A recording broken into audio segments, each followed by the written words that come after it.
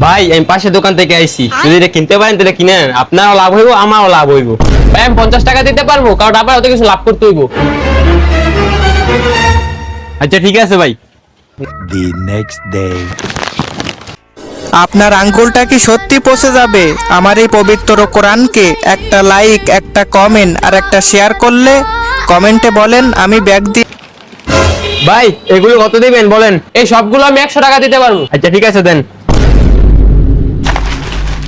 পাশের দোকান থেকে চুরি করে আমার কাছে মালগুলো বেচে এভাবে চলে তো দোকানদার পুরোই ফকির হয়ে যাইব। নানা বিষয়টা জানাতে হবে। ভাই আপনার দোকানে একটা ছেলে কাজ করে না? হ্যাঁ। ওই তো আপনার দোকানের মাল চুরি করে আমার কাছে কম দামে নিয়ে বেচে। কি? 1 মিনিট দাঁড়ান।